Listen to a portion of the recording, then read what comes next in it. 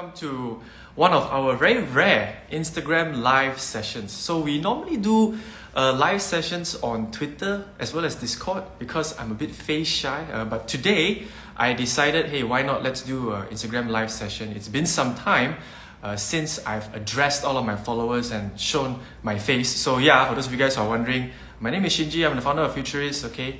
And tonight we'll be talking about, as the title suggests, why we can no longer afford a house anymore. Okay, so I posted about it recently and it garnered quite a lot of attention from you guys, and I decided to do a live session and mainly talk about this, plus my opinions on why I think renting is the better option right now. Okay, so standard disclaimers, well, I'm not a financial advisor, nor am I a property expert. So if there are any property experts within the chat, you can message your comments, queries, okay, and I will address them to the best of my capabilities. In fact, tonight's session is an interactive session. It's an open discussion. So at any point of time, if you guys got any questions at all and you want to comment on my content or whatsoever, right, don't hesitate to pop it over at the chat. And if it's interesting, I will immediately address them. Okay, so I want to get started by talking a bit about the recent post which I posted on Friday and run you through my thought process on me writing this post. Okay, so yeah, from 2009 to 2023, I hope you guys can see the pictures. If you guys cannot see the pictures, just let me know. Okay, yeah, 2009 to 2023, the average housing price has more than doubled, growing at a compounded rate of 6.11% per year. Now, in fact, this figure 6.11% is not really accurate. Right after I published the post, right, there is another research done by The Edge estimating that the housing prices, the average apartment house in Malaysia is right now about 582,000 ringgit.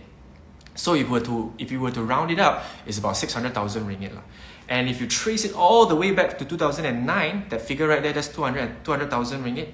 So the actual growth rate in the past 15 years is 7.11% rather than 6.11%. Which is why a lot of people, especially boomers, right, they tend to encourage youngsters to invest in property because of the very steady growth rate plus very juicy returns. Okay, some of the properties you can flip for 2x profit within a very short period of time, but we know that's always not the case. Okay, mainly driven by demand, but it doesn't come from the average citizen. Yes, because it's the rich. Many of them buy 3 to 5 properties.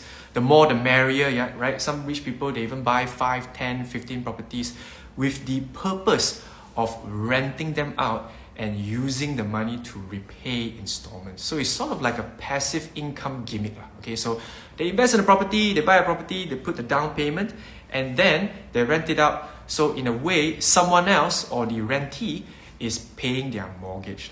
Okay, but the main issue here is not the rapid increase in housing prices. It's actually our wages. Okay, and we have to talk about our wages also. I'm in the midst of doing another post regarding this also. It's very worrying. Within the same period from 2009 to currently 2024, right, wages haven't gone anywhere. Just ask a simple question. Just ask your parents how much were they earning when they were a fresh grad. Like my parents, they were earning about 2 to 3,000 ringgit. That's literally the same as now. Okay, meanwhile, everything has increased in price. I'm sure you guys are well familiar of how inflation has eaten away all our money recently. So it's getting extremely difficult, if not impossible, for a fresh grad these days to even afford a property. Okay. Then there are also the golden rules which we have to abide by before owning a home. Right? Normally, before you buy a car, what do? You research first. You Google search. You ask your friends, hey, what do I need to prepare first? And the same case when it goes to owning a home, right? You must save up at least 5 to 10% of the property's value for down payment. Now, I understand that nowadays, a lot of properties, they give you very juicy rebates, right?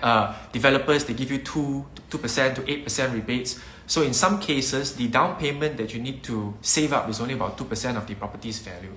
But then, there are also other costs. Right? 5 to 10% for your lawyer fees, stamp duties, your sale and purchase agreements. So it's fair to say, if your property costs about 600,000 ringgit, your new condo, you have to save up at least 60,000 ringgit. Now this is separate compared to your emergency funds. So you would already need to have 3 to 6 months of emergency funds, which has to include your monthly mortgages. So if your monthly mortgages is about 2,000 to 3,000 ringgit, right? Then you know that your minimum monthly expenses is 2,000 ringgit and up. Okay, so fair to say, let's take with this 60,000 ringgit figure first, okay? And if we use math and we use the current fresh grads average salary, it would take them 8.3 years to save up 60,000 ringgit. Now we're not factoring in inflation. We are also not factoring in the increase in the property's value. It will still take them 8.3 years. Now this is assuming that fresh grads know a bit about budgeting. They set aside 20% of their pay. But it is already not the case. Right? Majority of fresh grads these days, because their salary is so low, in fact, a lot of you guys direct message me saying that, hey, the average fresh grad salary is not really 3K, my salary is about 2K, some of you guys' salary is less than that, right, the starting salaries. So it's really disappointing, but if we were to take 3K and assume that this fresh grad is able to set aside 20% of their pay, still, it would take them 8.3 years to save up this initial down payment. By then, your down payment would have already inflated to close to 100,000 ringgit. So then I asked this question, this ultimate question, how can the current generation even afford to buy a home? That's just a starting. And even after that, right, the affordability is part of the story. Okay, so let's say, well, you already passed through the down payment already because you got a cash boost from your parents, right? Or maybe your parents passed you down a property. That's only a tiny bit of the story. Because if you were to acquire a 600,000 ringgit condo right now, you're hoping that in the next 5, 10, 15 years, when you sell it off, you want to sell it at a higher price, right? That's just common sense, man. There's no way that you're going to say that, oh, I'm going to sell it at 600,000 ringgit after 10 years. I hope that I can sell it at 1 mil, maybe 1.2 mil, flip it for a 2x profit. So by then, developers would have already created newer, much more modern condos beside yours. This is the reality, because right now I'm currently renting, and just in my area itself, I'm staying near Old Klang Road. There are easily 10 to 15 developments that are ongoing right now, if not plans are underway, right? And this, at the end of the day, will greatly diminish the value of your condo, as newer condos are much more comfortable and offer much more facilities. Right? So you can see the supply gradually growing and growing and growing, but there's not really a lot of demand. Where is the demand coming from? Because the demand previously came from the boomer generation, right? The boomer generation, properties were cheap, the salaries were decent, were actually quite high. In fact, they were able to afford multiple properties. But now, because our salary is so low, even if we want to buy a property, we can only buy one. Right? I'm currently age 27, and if I were to buy a property, the maximum that I will buy is only one. But then this is completely different compared to the previous generations where they easily buy 3 to 5 for the purpose of investment, right? And that is the reason, that's the entire reason why property prices are sky high right now. Okay, so moving on to the next and I think second final slide. Yeah, so I said that, okay, I think there are not a lot of upsides to owning a property right now, like what I've discussed, okay? Renting, on the other hand, gives you flexibility to relocate closer to your workspace. Yeah, just a quick disclaimer, I'm not promoting anything over here. I'm not a real estate agent. I'm not trying to sell you guys anything. This is just based on entirely on my own research because I'm currently renting also. My monthly renting cost is about 1,500 ringgit.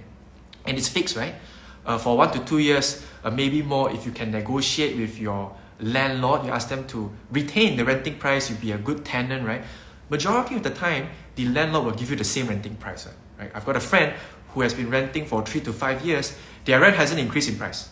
Okay, because they are in very good terms together, the tenant is very good, therefore the landlord has refused to increase price towards the rent. Okay, then depending on your agreement, allowing you to plan your expenses easily. Yeah, this is another big upside, right? Because if you buy a property, you have to be very familiar with fluctuating overnight policy rate, right? Which right now, according to Bank Negara Malaysia, the OPR is at 3.0%. Previously, before the pandemic, it's at 1.75%. Now it has risen to 3%. That will easily eat into your monthly expenses. Okay, so we got a quick question, which I will address later. Later I will scroll back and I will look at your questions. Let me just quickly finish these slides first. Yeah, renting is fixed. The prices will be fixed for 1 to 2 years depending on your tenancy agreement, right? And apart from that, a lot of the expenses, especially the repairing, the maintaining, right, are all borne by the landlord. If your pipe breaks, you can just call the landlord and say, hey, my pipe broke, please call a plumber, come and fix it for me. The next 2 to 3 days, the landlord will have a plumber come and fix it for you. That's the case for me, okay? And it's significantly cheaper. And worst comes to worst, right? If anything unfortunate happens, you can always move to a different place. Your tenancy agreement is only 1 year. And like what I said just now, multiple condos are popping left, right, and center around your area right now, right? You can just easily say that, oh, my condo, I've stayed here for 5 years, I rent here for 5 years, it's getting a bit old already, I'm a bit tired of the facilities. Okay, let me just move to a nearby condo that is brand new and the renting price is roughly the same. Right? So this is why it's a renter's market right now. And like it or not, I guess that's the reality of the younger generation now. Okay, so that's why I wanted to go through today's post, okay, the post that I published on Thursday. And right now, I will proceed to address your questions. And I've already screenshot several top comments, so we'll go through them one by one. Okay, so this one is by Fauzi. He's on TikTok. This is why I'm always against those so-called property sifus online.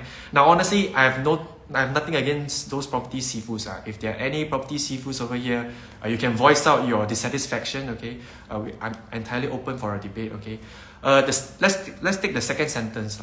If the government really wants to help its people, they should start introducing vacancy tax to those vacant unsold houses. This is what I entirely agree with. And because right now, the entire reason why people want to buy property is because it's cheap for rich people. Right? They end up buying 3 to 5 properties, driving the price up, and majority of the properties, they are vacant.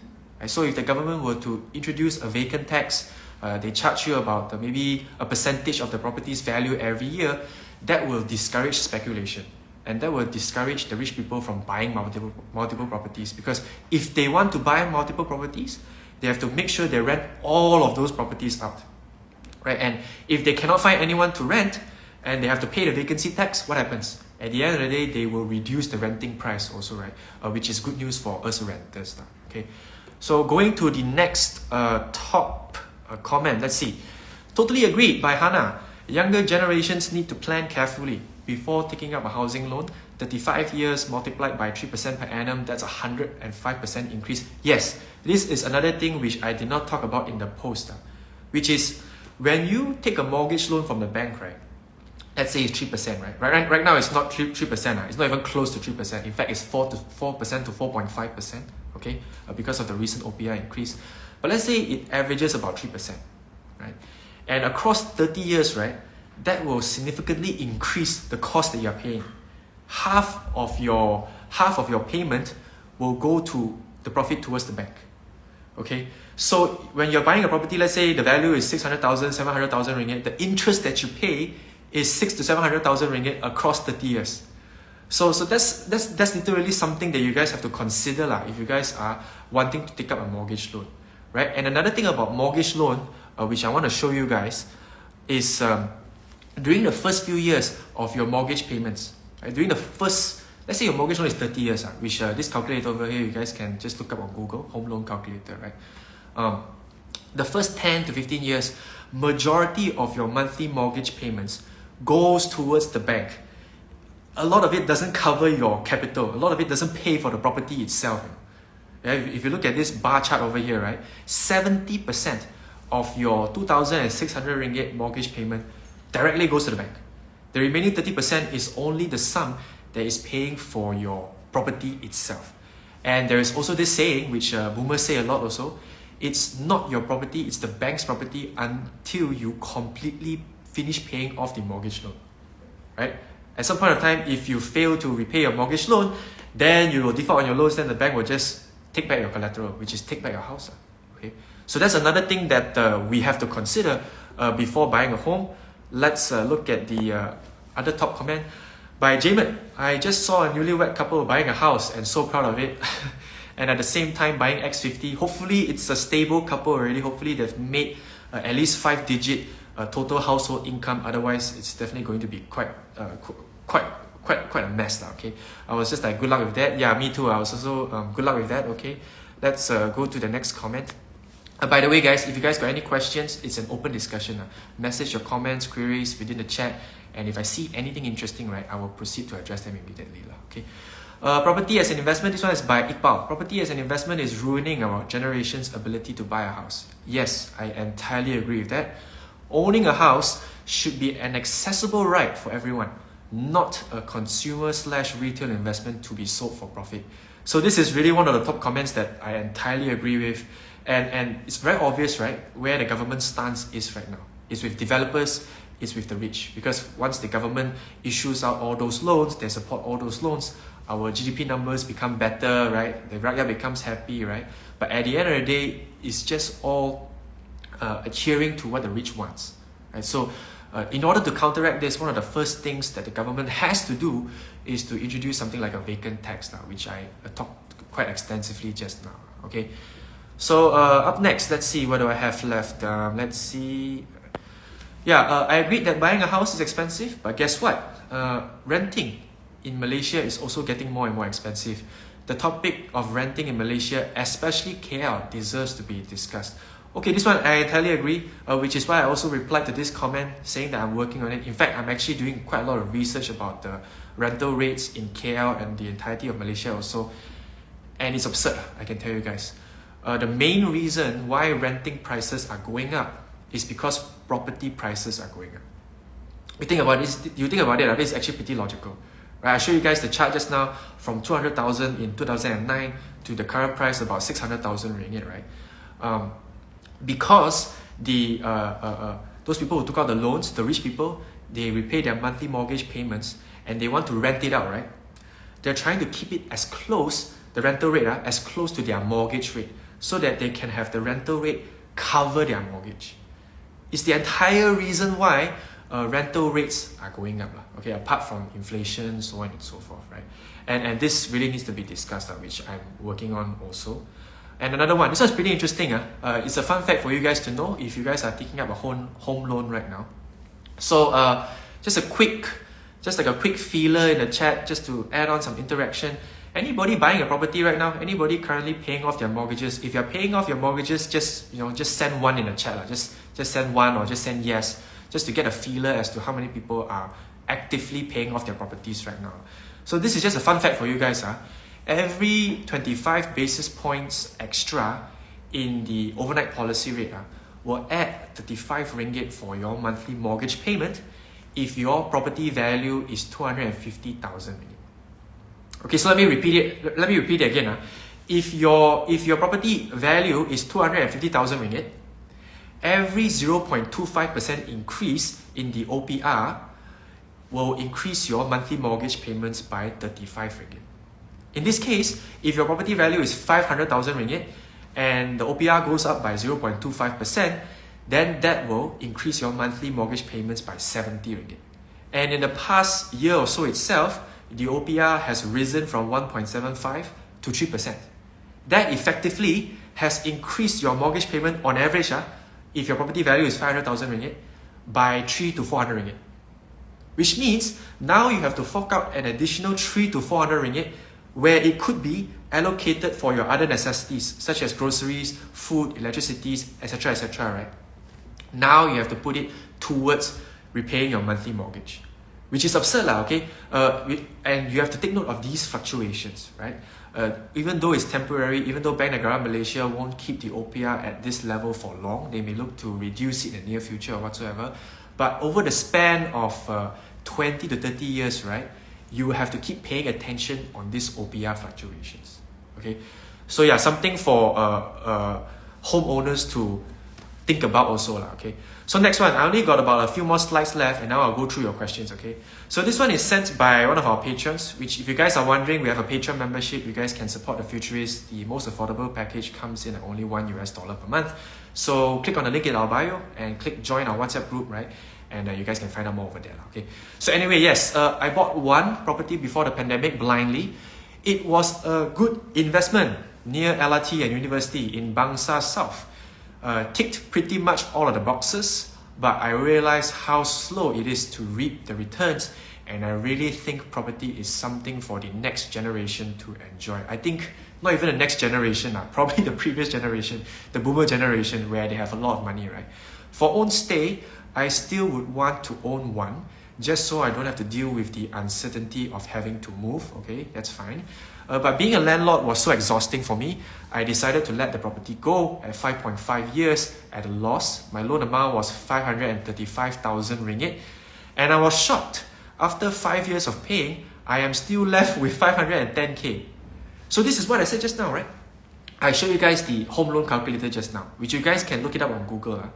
The first 5 to 10 years, even 15 years, your monthly mortgage payments, the majority of it is not going to repay the principal or the capital of your house.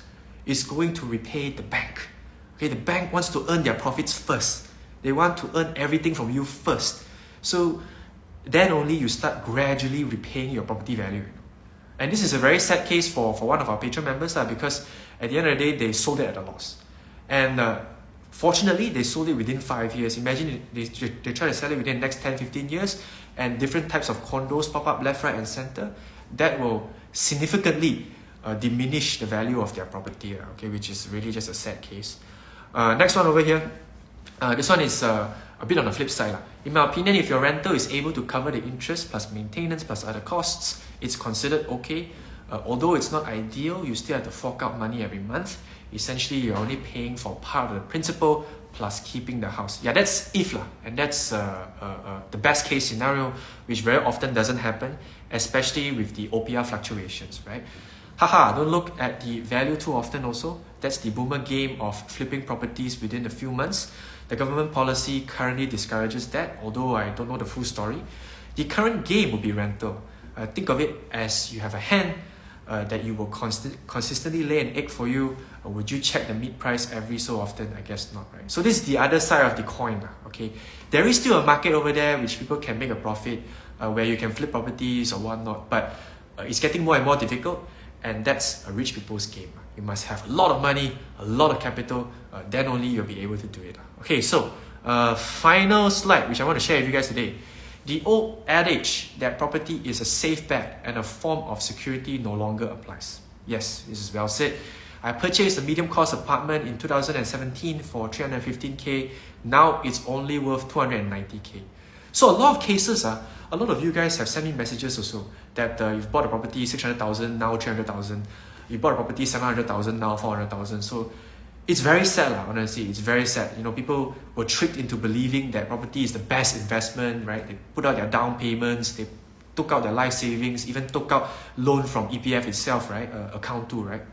And now things are all going to shambles because there is simply a lot of supply, but not enough demand, right? So property only becomes an asset if and only what you make from it exceeds the costs / outlay you have to spend on it. And with the current costs and wage levels, there's just no way to cover total cost of home ownership. Rather focus on wealth creation, and if got surplus, then channel to home or experiences. This one I entirely agree. If you're planning to settle down, if you want to get married, then it's entirely normal for you to buy a property, right? Because that's your home, right? You don't want to be left without a home if you're renting, right? So that's entirely okay. That's entirely understandable. But if you want to buy a property because you're young, you're a fresh grad, you believe that it's a good investment, that's a mindset that no longer applies, or at least only applies to the rich, where they buy it with cash or whatsoever, then they quickly flip it for a huge profit, right? So yeah, banks laughing. I see somebody commenting, yeah, every time you take out a mortgage loan, right, you take out a condo 700,000 or 1 million, right, the banks are laughing.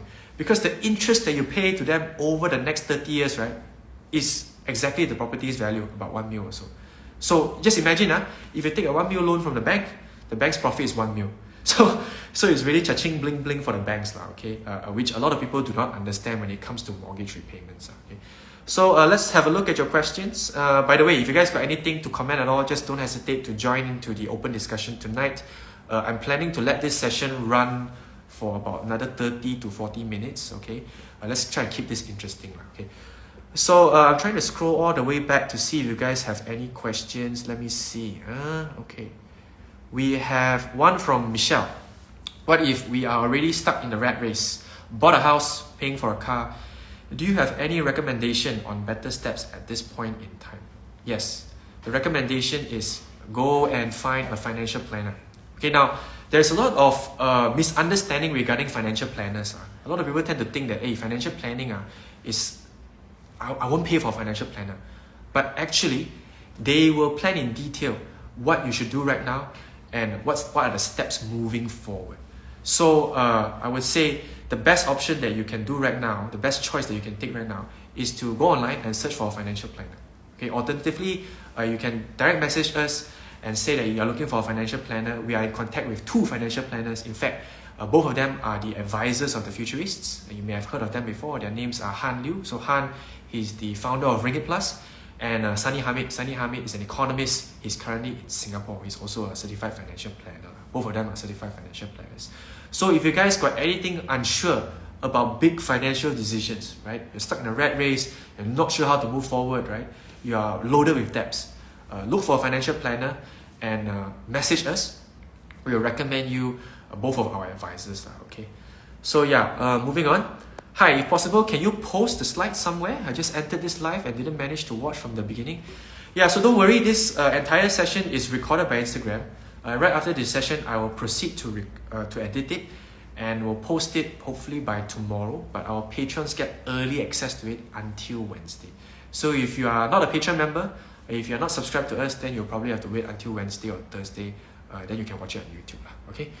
So next one, let's see. Okay, a lot of people are currently buying a property right now, which is a bit of a sad case because the majority of people that message me and said they've already bought a property, right? The majority of them are in a huge loss right now. It's a very sad case. Can the OPR apply to our salaries too? Yeah, unfortunately no. Okay, so the overnight policy rate only influences lending and borrowing rates. Okay, so if you're an absolute beginner, let me talk about it. It's an interest rate set by the Central Bank of Malaysia. In this case, it's Bank Negara Malaysia. And the overnight policy rate influences your borrowing costs as well as your lending costs. Okay, so let's think about fixed deposits, think about bonds, think about all those money you put inside very safe funds, touch and go, let's see, your Versa Cash, so on and so forth. All these are influenced by the overnight policy rate. If the overnight policy rate is high, then your fixed deposit rate will be higher. Okay, which is why you see some FDs right now, they still give you 4%. Last year they give you 4.2%, right? But now it's starting to gradually reduce already. But they still keep it around 3.6 to 3.8%, slightly higher than the OPR. But if the OPR falls, then you do expect these type of like fixed deposits, etc., their yield will reduce. On the flip side, if the OPR is high, your borrowing costs is also high, especially for floating home loans. Right? Majority of home loans are float, okay, mortgage loans, so to speak.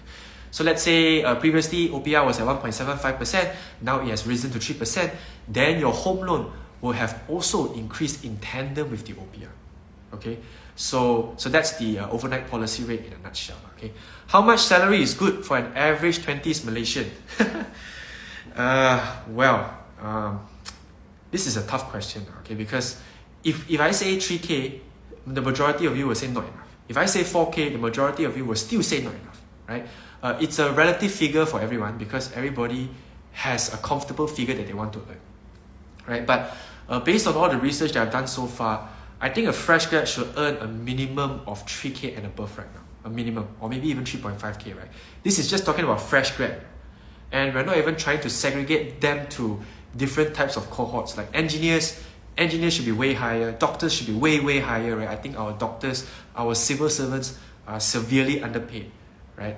But right now we have our minimum wage still at 1,500 ringgit, and the majority of people are still paid way below 2K. In fact, I've done previously a post about this, I think close to a year ago, if not a year ago.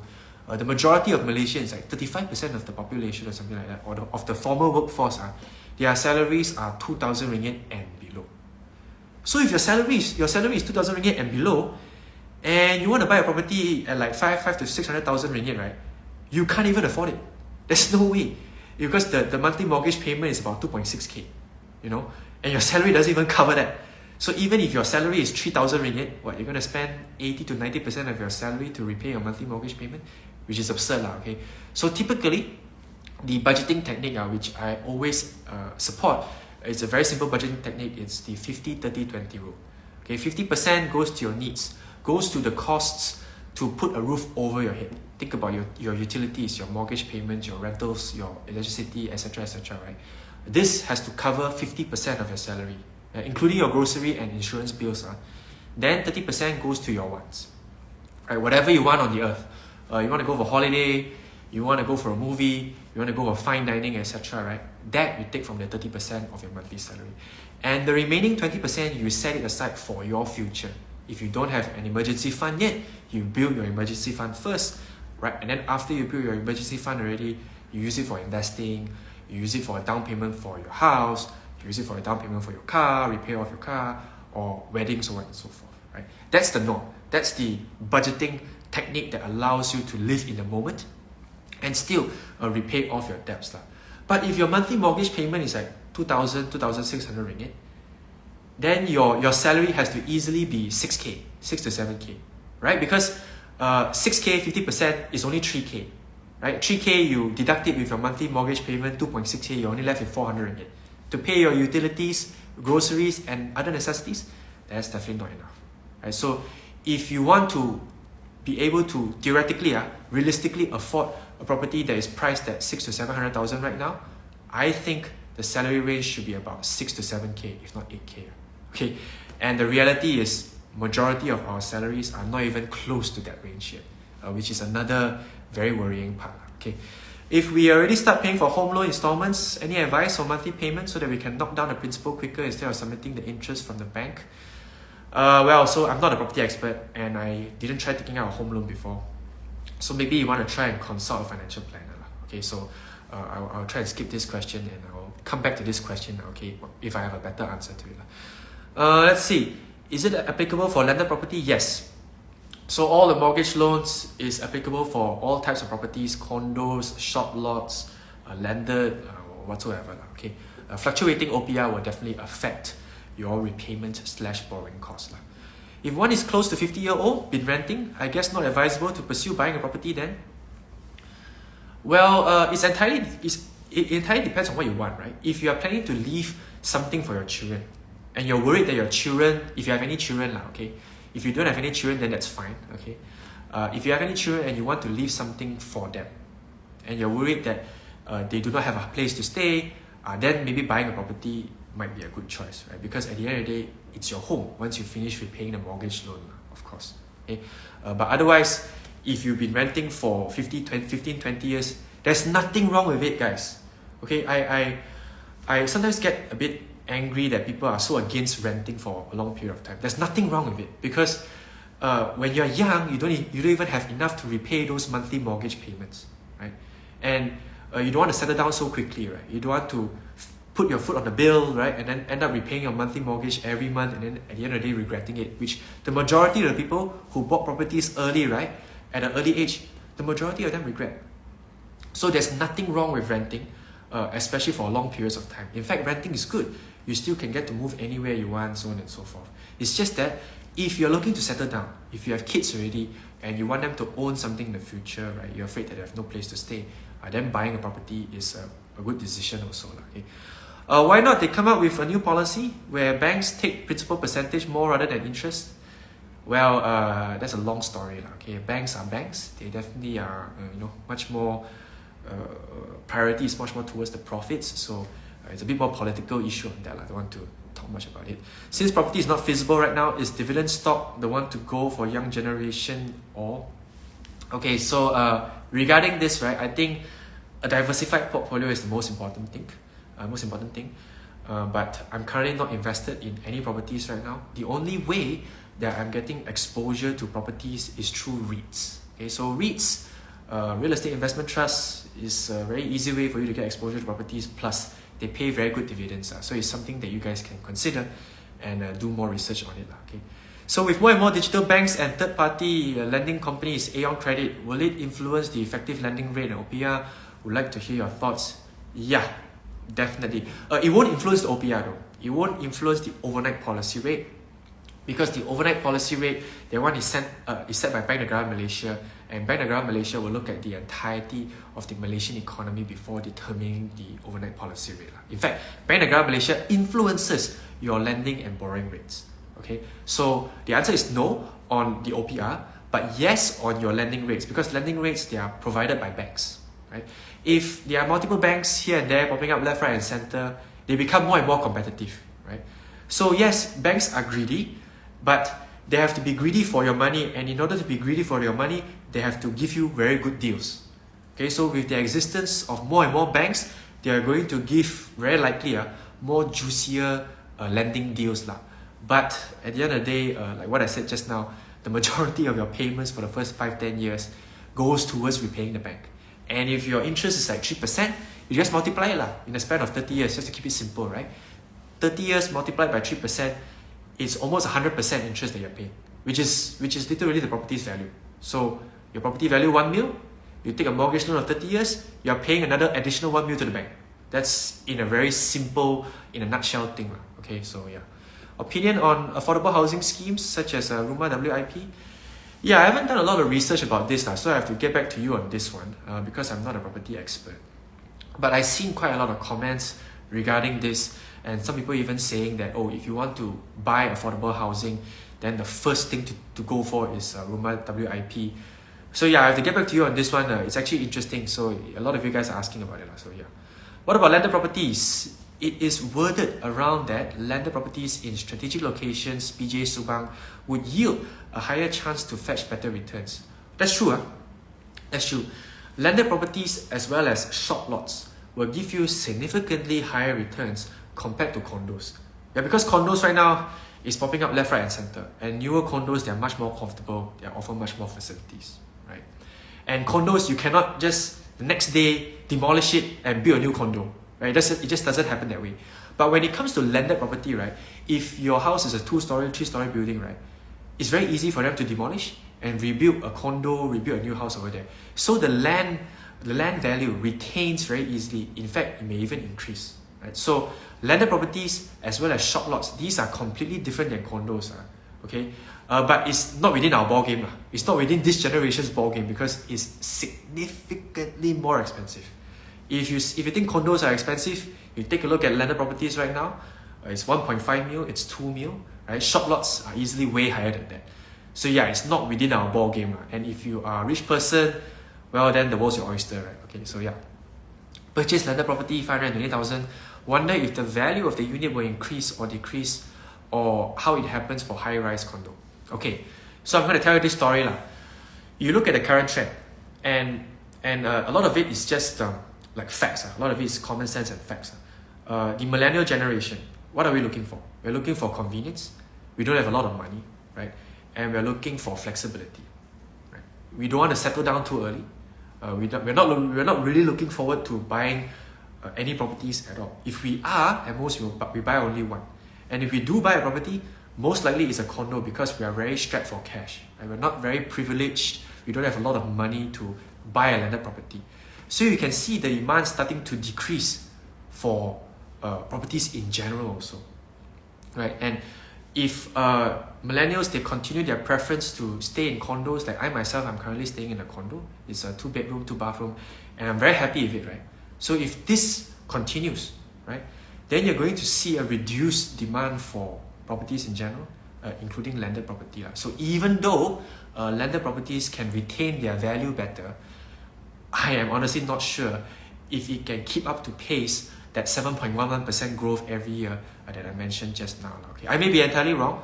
So if there are any property gurus or whatever experts in the chat, right, do voice out your comments or queries. Okay. So yeah, I'm just moving slightly ahead, trying to skip a bit more of your questions because there are a lot of people trying to comment over here. Thanks guys, thanks really for such an interactive session. What about the increasing rental in KL and PJ areas, which is also more and more difficult to afford? Yeah, I talked about it just now, right?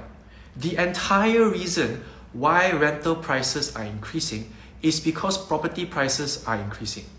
This makes sense, right? Because if you are a home buyer and your purpose of buying the home is to rent it out to someone else, you want to rent it as close as possible to your mortgage rate, right?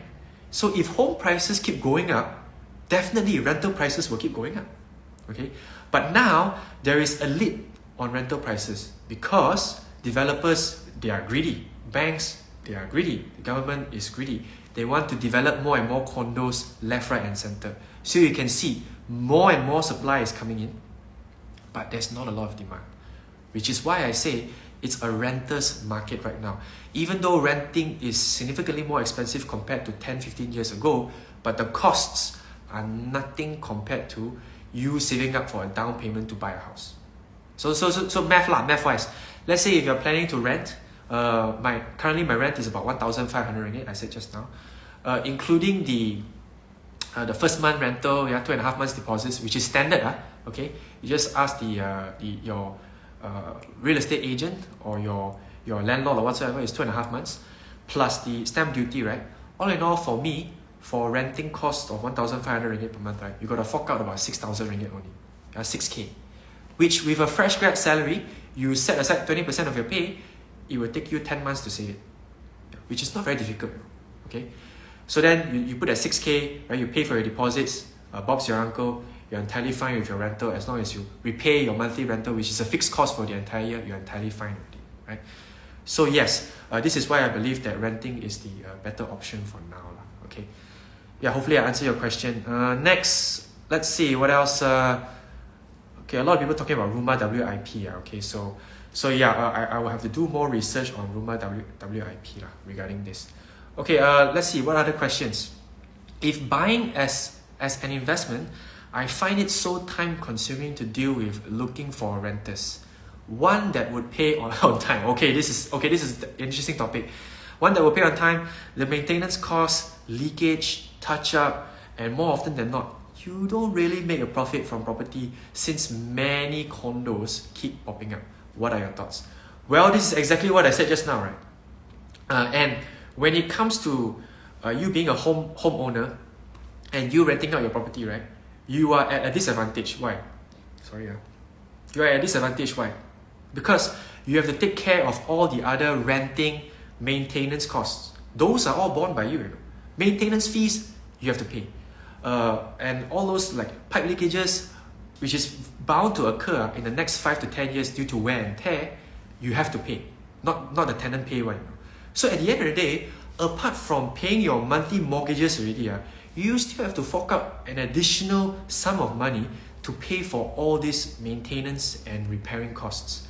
And if you find those type of tenants that are very bad tenants, they don't pay on time, number one, they utilize the terms of the contract to the ends of the earth.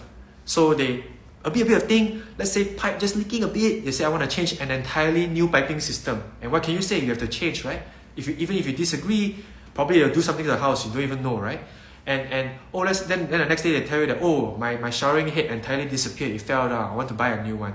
So some of the tenants, right, they are very difficult for homeowners. And at the end of the day, all these costs have to come up from your pocket.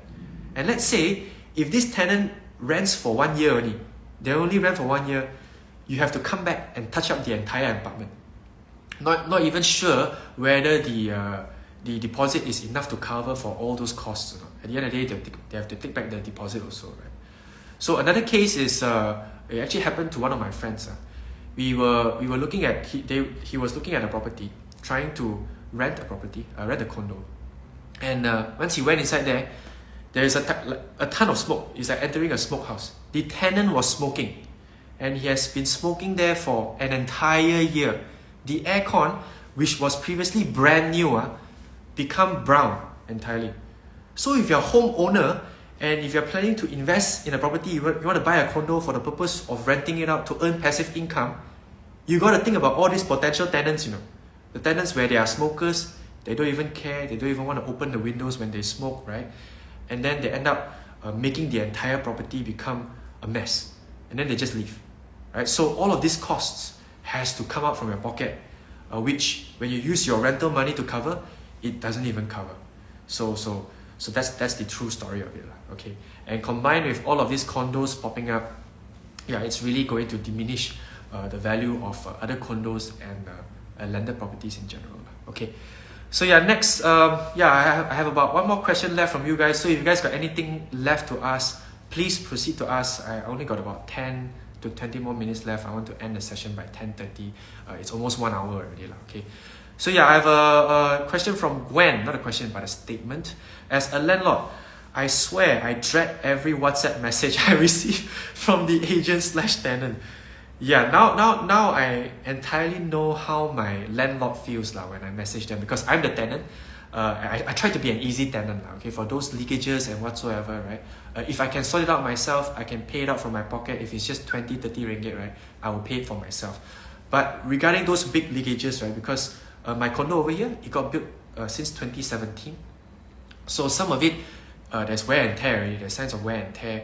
Like once I move in, the basin had quite a big leak.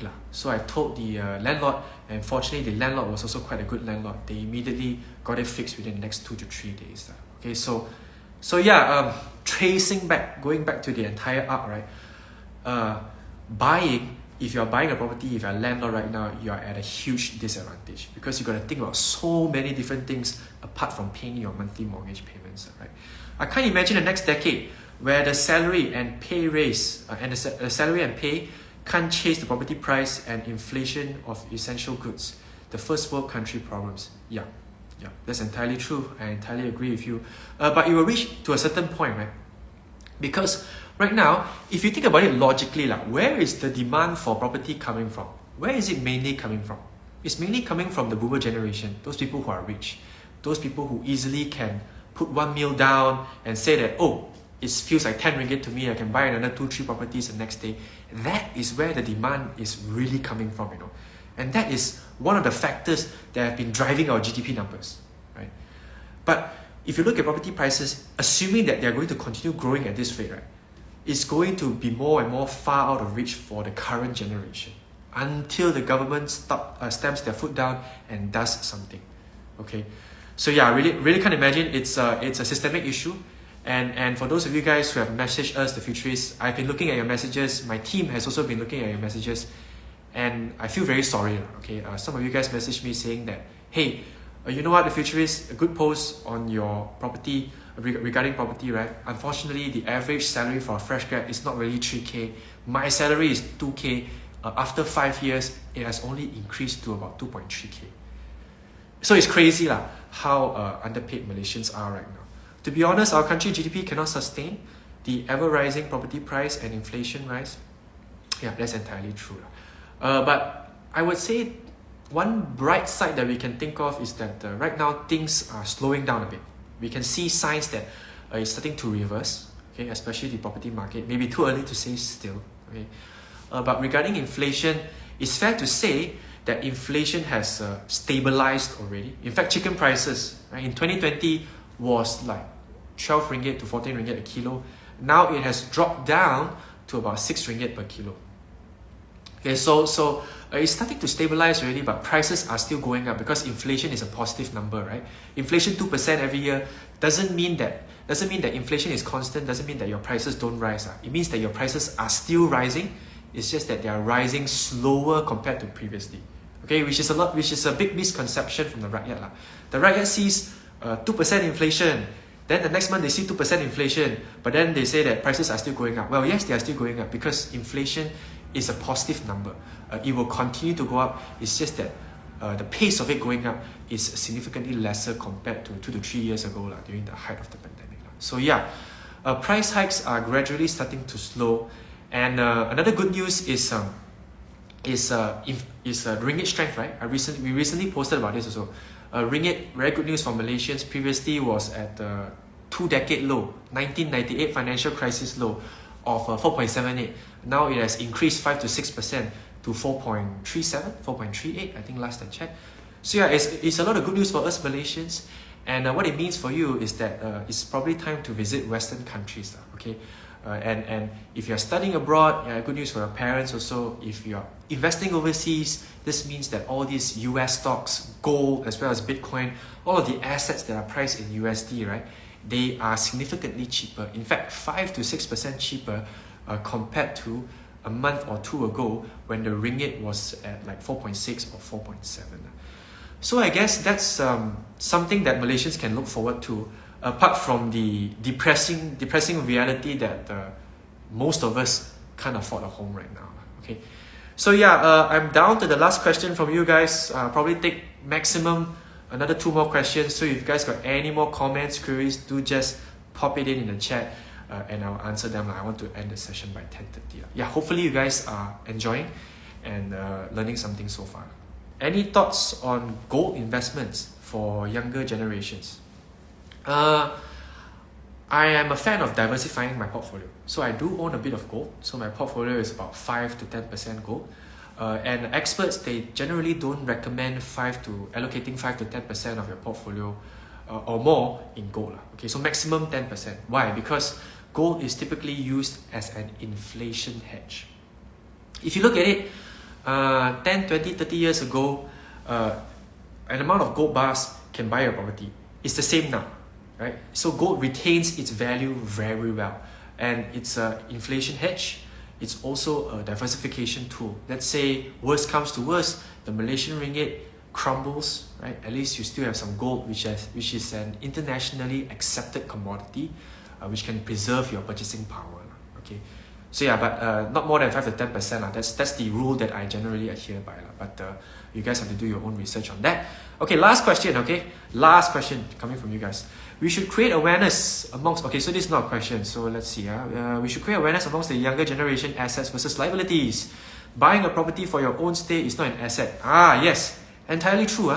And this is a big misconception, and it is brought down from our previous generations, because previous generations say that, oh, you own a property, it's an asset already. It's not the case. It's only your property when you finish paying off your mortgage loan from the bank. Okay, if you are still repaying your mortgage loan, right, that is not an asset. It's still a liability because it's still a loan.